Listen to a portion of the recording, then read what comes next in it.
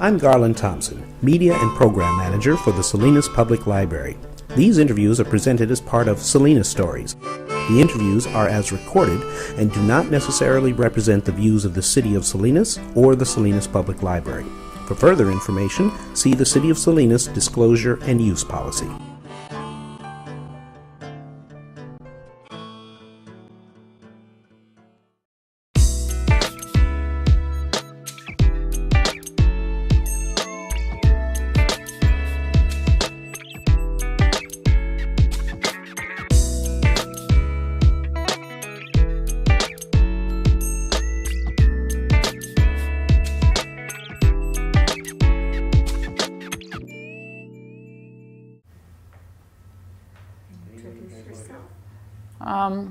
I'm Robin Lee, and I've been instigating an oral history project for the Santa Rita, Bolsa Knolls area of North Salinas and Monterey County.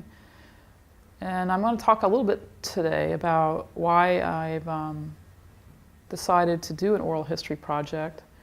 And one of the main reasons is I've done oral history project when I was a student way back undergrad, and I really enjoyed it. It was about herbal medicine. And it was a lot of fun. I went all over West Virginia and Virginia talking and interviewing people about what they did as kids to when they were sick. And it was just a blast. So when I moved to Salinas in 1995, I became involved with different initiatives offered by the Monterey Bay National Marine Sanctuary office in Monterey. And I've been involved in different water quality programs through them. And I've always been interested in watersheds and creek quality, water quality, and habitats. And so when I moved to Salinas, it was very evident that the creeks around here need help. They're very degraded by all kinds of reasons, whether through development or agriculture or a combination of both. And so I did a little rabble-rousing with the Monterey Bay Sanctuary office saying our creek needs some help, and I was able to get a monitoring program going in 2007. That was an 18-month program to monitor the water quality of both the Santa Rita Creek, which runs through our neighborhood, and what's known kind of as the reclamation ditch, but it's Alisal Creek and Lower Gabalon Creeks. So that monitoring program went on for about 18 months. So there's now a good database on what's happening with our creek. And now we're in the process of going for grants to do creek restoration. And, excuse me, excuse me.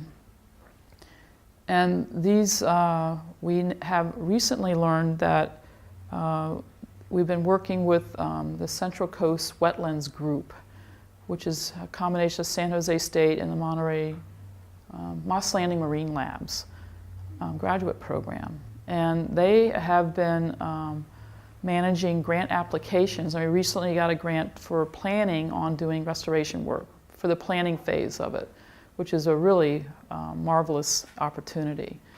And to support these efforts, we started a neighborhood group which is now known as the Santa Rita Bolsa Knolls Watershed Group. And we've recently, through April Medina's help, we've been, now have a Facebook page and a website. And we've also have done a number of initiatives in our community to build watershed awareness, because people think our local creek is just an ag runoff ditch. It's treated that way, but it is indeed a creek with its own watershed. So to educate people, we've had 2 creek fairs. We've done, handed out certificates of appreciation to people who have native and drought-tolerant plants in their front yard, so they conserve water and build habitat. And another component that we thought about was this oral history project.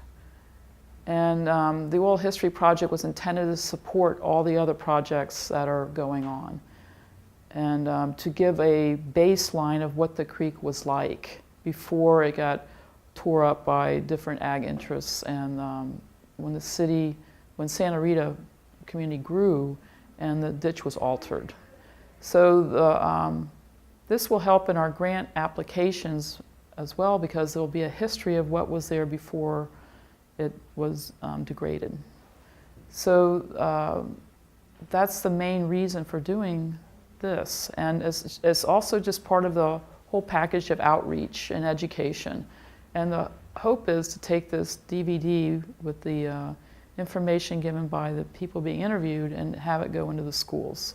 Archive the video interviews and then have a DVD that will circulate through our schools and further offer an educational opportunity about our local creek. And maybe someday to do this around the city, because we're one of 9 watersheds. The Santa Maria Creek is one of 9 watersheds throughout the city. And it would be a lot of fun to go around to each watershed and let people talk about their local creek and how they play in it and how that's changed and has it been restored, or just what's their status. And whether they know it's even a creek and not a ditch. Because we do have creeks. We have Alisal Creek, Natividad Creek, Gabalon Creek, Santa Rita Creek, Carr Lake. There's also a little creek called Hospital Creek by Natividad Hospital. And the city is surrounded by a series of 6 dry lake beds. So there's an immense amount of opportunity to be known as the city of creeks and lakes, which it is. And to let people know that, yes, we have a living watersheds coming through the city, and just to be aware of them and how we can take care of them a little better, and what restoration efforts we could begin. And so that's kind of the impetus for this whole project. And I moved here in 1995 from Maryland, from the Washington, D.C. metro area, from a little town called Poolsville.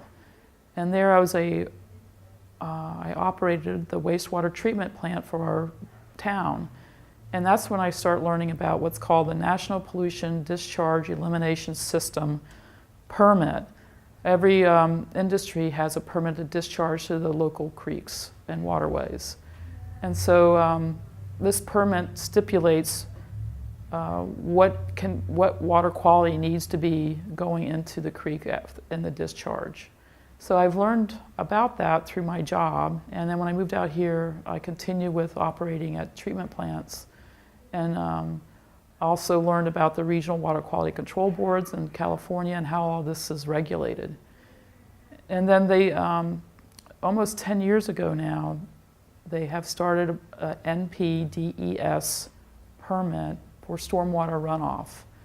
And I've been involved in that. It has 6 components, and 2 of those components are education and outreach.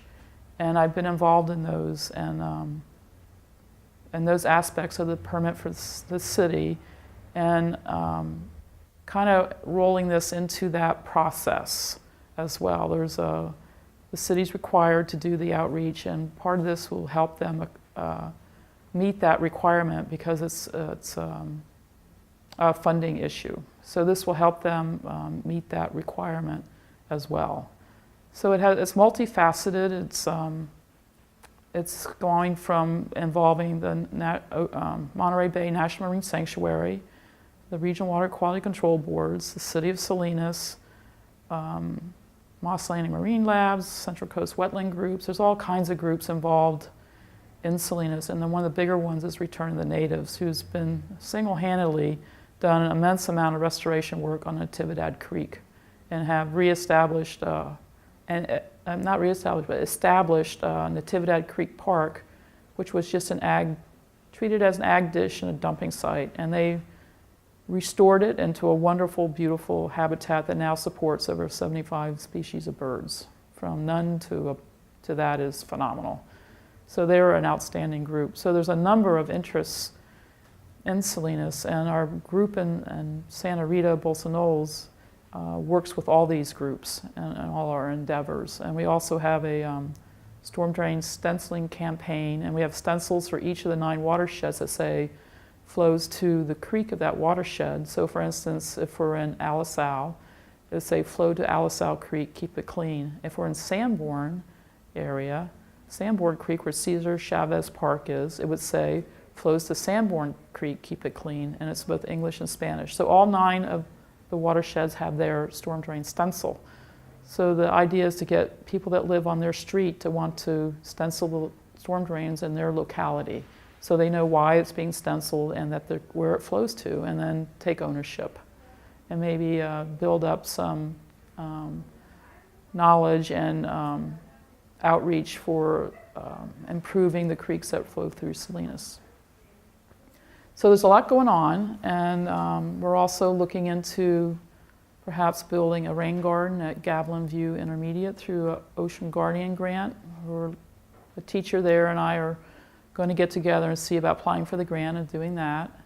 Rain garden, this particular rain garden will get the runoff from the roof. Instead of it flowing right to the drain, there'll be a vegetated area that'll uptake the water and act as a filter. So it'll slow the flow down, and it runs right into our Santa Rita Creek, so this will slow that flow down and improve the water quality. And we have other initiatives. We put rain barrels at La Jolla Elementary for their raised bed gardens, and the kids are just fascinated and very enthusiastic about that. And we've had a rain barrel building workshop as well for our neighbors. So there's always projects, and as grants allow, we'll just keep it up. So far we've had grants from the Community Foundation Neighborhood Services grant and from the Chuck Haugen Conservation Fund. And I hope to reapply and get the principal at there's a new elementary school on Davis Road by the post office, and I just forgot the name of it, and get them involved, because that's the Markley Swamp watershed, which runs from Hardin Ranch, Northridge Mall, all the way down to Laurel. All these neighborhoods are, their storm drains flow to Markley Swamp, which is behind the Salinas post office, and this elementary school, I can't remember the name. But the idea is to get them, the principal wanting to have a creek fair there, and then start having these fairs in all 9 of our watersheds within the city. So there's a lot going on, and we're having a good time, and the oral history is the most fun. And I really, really enjoy it, and the people who agree to the interviews are having a blast as well. And I hope to keep this up, and like I said, get the DVD going as a finished product and have that go through the schools and the libraries in Salinas. So that's my story. I don't know if you have any questions or... The 2 things that come to my mind would be, what do you envision as your outcome? What do you hope to find, not from this project, but from cleaning up the creeks, restoring the creeks? What are those benefits? A lot of the creeks are in people's backyards and neighborhoods, and the kids play in them. So they're playing in polluted water, and so it would be really a good health initiative to get the quality of the water in the creeks cleaner. And also, as we get people aware of them, and then we can get more support for doing more restoration work. I would like to see in our own neighborhood on Santa Rita Creek a path that goes from Santa Rita Creek Park through Santa Rita up through and into Bolsa Knolls, because we have nowhere to walk in our neighborhood that's anything but a sidewalk or a street. There just isn't anywhere. So that would be a good goal. And then I've also talked to City Council about having a greenway bicycle walking path go through the future growth area, and that would run from San Juan Grade Road down to Williams Road. And so that would be a good connection from Santa Rita Creek to Natividad and Gavilan Creeks, which have walking paths and parks. So to build a green infrastructure where people can move around the city by foot or by bicycle, that's protected from the streets. A lot of people won't go on their bikes because they're afraid of the traffic, and they have young kids and they don't want to take them there. But when I talk about, well, what if we had a bike path, they just light up and say, man, that'd be great to do that. So the ultimate goal would be to have a green infrastructure that provides habitat and recreation opportunities and have it interconnected. So you can ride from the north end of town to the south end of town and be on these beautiful parkways for bikes and pedestrians. So that's been my ultimate goal, and just to improve the habitat and have recreational opportunity. And when you say improve the habitat, can you elucidate a little bit on what that means? As an example is Natividad Creek Park. They actually reestablished the riparian corridor. Riparian means habitat along a waterway, a flowing waterway like a creek or a river. So I would like to see as possible, like Santa Rita is more urbanized and we don't have the space to build such a grand place as Natividad Creek Park. That's a jewel in the city. But to make it green and have walking opportunities. So put in some native plants, do bank stabilization, work with the farmers to stop the sediment. Sediment is a horrible issue with Salinas because it runs off the farm fields and gets deposited in Salinas. And they spend hundreds of thousands of dollars dredging the creeks periodically. And we're also having West Nile issues, and it's just... West Nile is the mosquito... It's carried by a mosquito vector, and that has been found in Salinas. So now the Mosquito Abatement Department agency is keeping an eye on stagnant water in the city, and they're dredging our creek because of the sediment from the ag fields is pooling and ponding the water. And it's interfering with our restoration projects, as if we put a tree canopy over the creek, it would lessen the amount of vegetation in the creek and the water would flow more freely. So it's very interrelated. So getting a handle on the sediment issue coming off the ag fields would be a terrific bonus for us. And so that's on the table with the Regional Water Quality Control Board, and there's different lawsuits, there's all kinds of things going on. So this would require, to improve the water quality, would require a big ag and urban initiative. And to get a handle on the sediment issue so we can do more creek restoration and spend less money on that, which is a fixable problem. We shouldn't have to be spending money on dredging. And this Mosquito Abatement Control Agency shouldn't be dredging our creeks, because we'll be having a good habitat that would lower the instances of the probability of West Nile virus. So there's improving the habitat through greenways and by incorporating recreational opportunity, we could improve the health of the creek, therefore the people who are exposed to the creeks, and lessen the instances of mosquito problems. If you have a healthy flowing creek, the chances of mosquitoes population is lessened. What kind of wildlife would you expect to come back to the creek, say Santa Rita Creek, in an urban area if it were restored? I think we would have a big amphibian population again, because when I moved here in '95, we had peeps, which are little tiny frogs, almost as big as the tip of your finger. And we would hear them singing in February in particular. That's their breeding season. And since that time, there's been less and less, and now there are none. And part of that has to do with the mosquito abatement, dredging of the creek, because there's no habitat for them now. And we also have more strawberry fields upstream, and strawberries use a tremendous amount of herbicides, pesticides, and the runoff from those fields is devastating, as they also create a massive sediment runoff problem. Would you expect an increase in birds and bird species? Yes, the bird count would go up. If you build it, nature comes. We probably have some raccoons and possums, a very large increase in amphibian population. The bird population would go up. And I don't know who would show up. So I know they have beavers in Natividad Creek Park, and I don't know if we would have that because we wouldn't have the wide, vast riparian park that they have. But we currently do have raccoons and opossums in our neighborhood. They're very urbanized. And if we restored a little bit of habitat along our creek, we would probably have a fairly healthy population. So, and maybe, I don't know about fish. Maybe one day we would have some fish, who knows?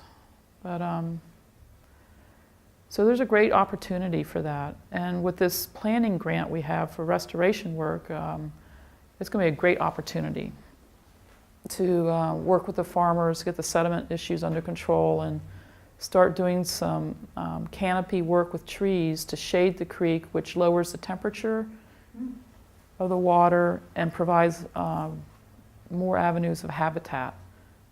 So there's great opportunities here. And with the city's branding thing going on, I like to talk to whoever's doing it and ask them to incorporate that we're a city of creeks and lakes and get that going.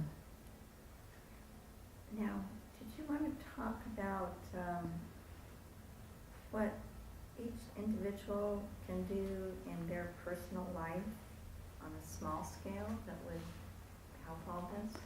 Well, this Saturday we're putting in a native plant garden. It's a small 20 by 30 foot garden, and that garden is to be a public tool for educating people who own property. Like our neighborhood is primarily 10 by 50 lots, 50 foot by 100 foot lots, and what they could do on their lots to incorporate native plants so they use less water and provide some habitat, using rain barrels to capture the runoff from their roofs, and then you can utilize that water for your gardens. Also, people can put in what's called porous pavers, because most driveways now are concrete and they're impervious. That water runs off as a flash flood. So when you have impervious surfaces like roofs, sidewalks, parking lots, roadways, driveways, when it rains, it's like a flash flood. The water isn't absorbed at all. It runs right into the creek. So the creek gets a high peak flow, a very instantaneous high peak flow, and then it drops off fast. So it is like a flash flood. So if you have rain barrels, if you have the runoff from your roof going into rain gardens or your garden or your yard and not onto the impervious driveway, or you could have what's called pervious pavers and pervious cement that absorbs water, and so it doesn't flash right off. So there's quite a bit that can be done. The least expensive would be to put in some native plants, direct your runoff from your roof to either landscaped areas or into rain barrels, and those are pretty easy, actually. Does having porous pavers improve the water table, the rate that things percolate? What they would do is they would absorb up to an inch of rain. And so instead of having it flashing off, it would stay on site. So one of the big pushes for treating urbanized stormwater runoff is to treat it at the source. So if you had porous pavers at your home or business, the water would stay on site unless you have more than an inch of rain, and then it would start running off. And then you could have it so you have a sand bed and a way for the water to absorb into the ground. That would be very helpful.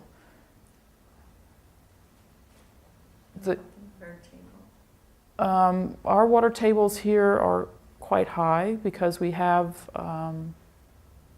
a lot of clay here, and we have what's called perched water tables. And that can be an issue. So you want to make sure that you're not adding any problems by increasing water underground where it could weaken cement, foundations, and that kind of thing.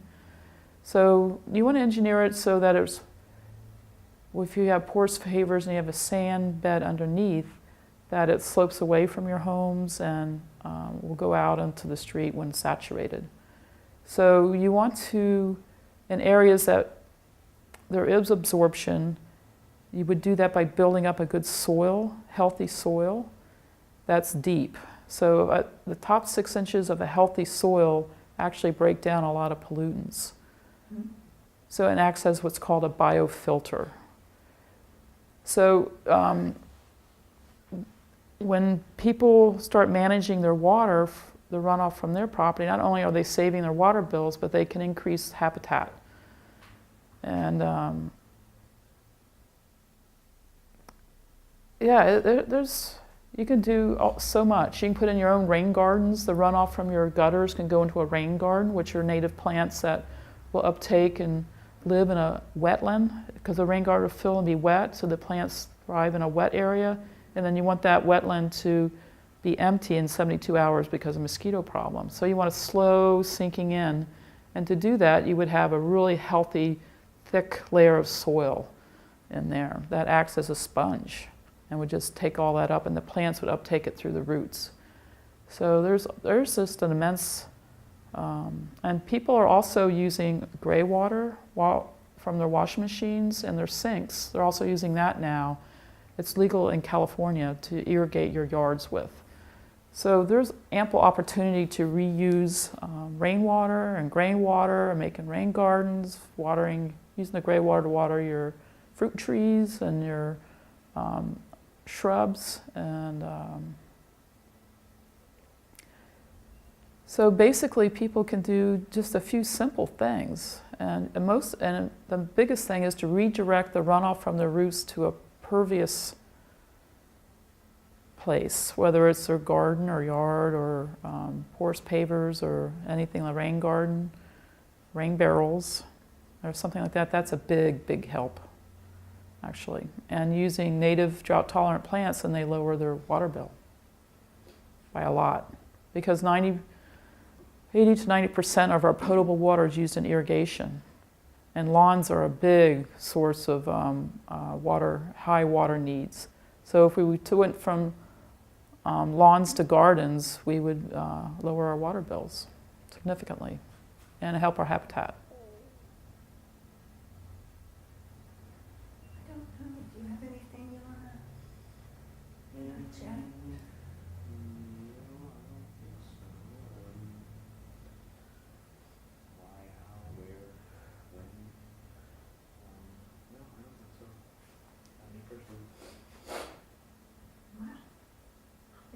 Very helpful. The more you talk, the more ideas get generated. Yeah, and I also have our display in the library. It talks a lot about these very things. I did. Both of them. They're great. I hope it generates a lot of questions, and we'll hopefully have the answers for you so you can answer the questions. Well, sometimes people just look. And then if you come back and do things like come to the library and talk to people and things like that, reinforces it. Well, I don't think I have anything. Anything else? No, right now. Anything else you want to say about the display, or Well, where else maybe people can find out information? I know you mentioned the Facebook page and the website, but maybe you can give a little more information about where people can find that information.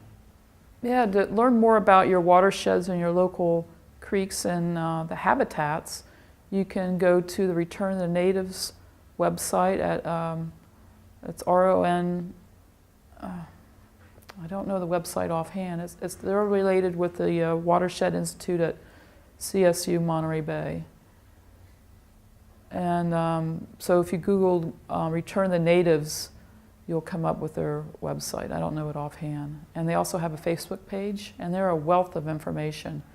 And then there's the Monterey Bay National Marine Sanctuary website, and they're a wealth of information. And another federal site is the Watershed Academy at the EPA website. And they're a wealth of information, and they have a whole modules for teaching about watersheds and urban runoff and agricultural runoff and how to manage them through best management practices. And also, if you go around the city, something I forgot to talk about a little bit is they have vegetated areas to handle the runoff from different businesses in the city, which is required by their permit now. And if you go to Home Depot at Westridge, you'll see these vegetated swales in the parking lot, and they're to act as biofilter for the runoff from the parking lot. So they not only they slow the flow because they absorb the soil absorbs the water, it acts as a biofilter. So the First National Bank on South Main Street has it. Beautiful installation in their parking lot. That's to handle the parking lot runoff. And at Barunda and Sanborn Road, there's a shopping mall there that has that installed in their parking lot. So you'll see these start cropping up throughout the city now because it's required by permit that you need a way to slow down the flow and have some kind of biofiltration to start capturing and breaking down the pollutants. And so these are just areas with plants or grass or? Yes, there's swales, usually or depressions that have different plants that can live when the roots get wet. And so they'll actually uptake water and slow the flow down and break down the pollutants. And can you describe what a swale is? A swale is a depression like a shallow ditch. And that will be full of vegetation, different grasses. They could be about 3 foot across. And the ones at Home Depot are quite deep. They're 1.5 feet deep. The ones at the First National Bank are more shallow. And they're just integrated into the landscape for the lot because they're required to have some landscape, so you're making it into a functioning landscape that aids in treating the runoff from the property. How is the water directed from? It's the slopes, and then So and they then can just be depressions. and they'll have cutouts in the curb, and the water runs down the curb and through these cutouts into the swale.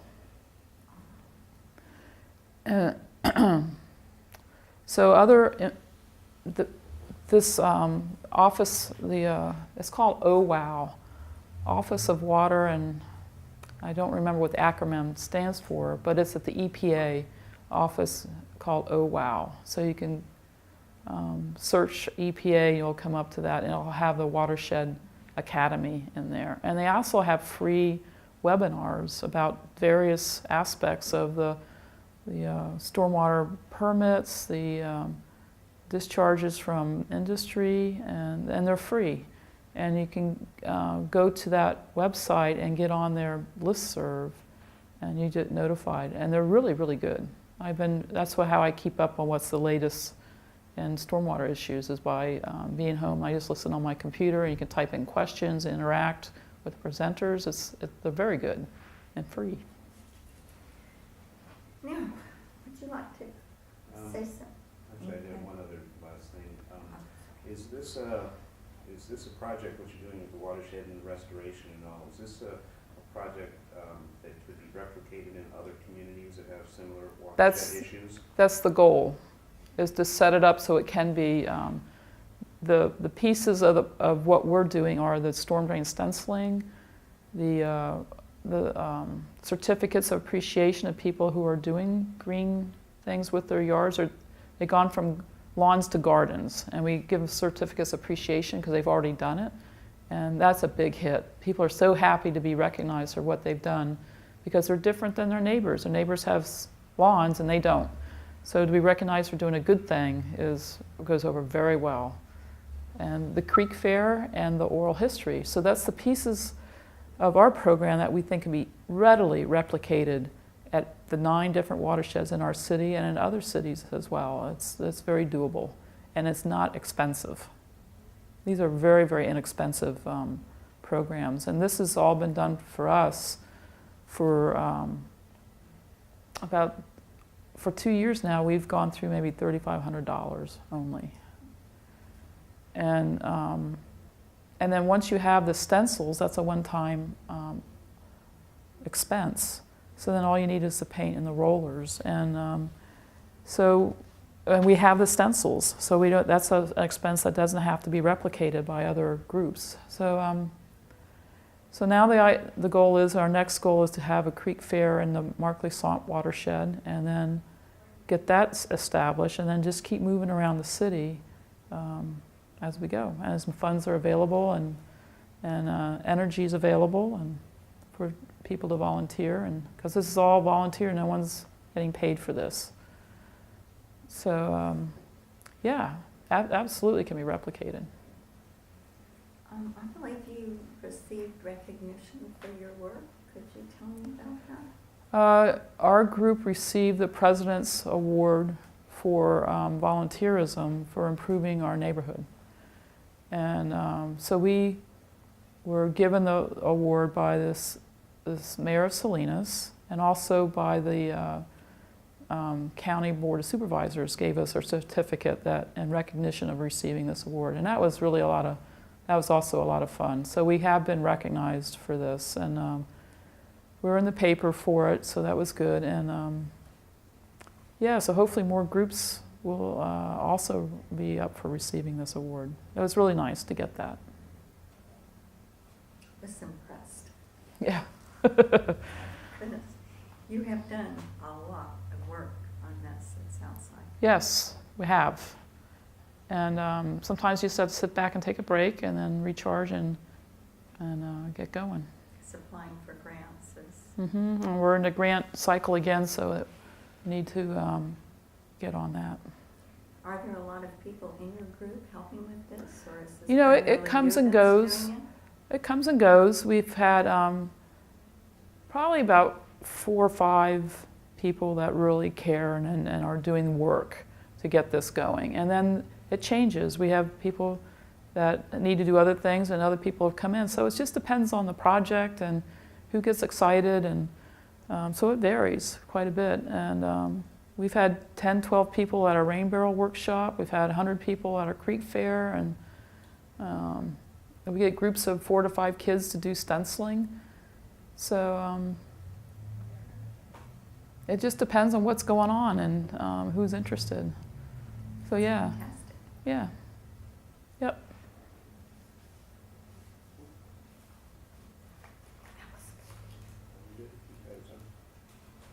Good?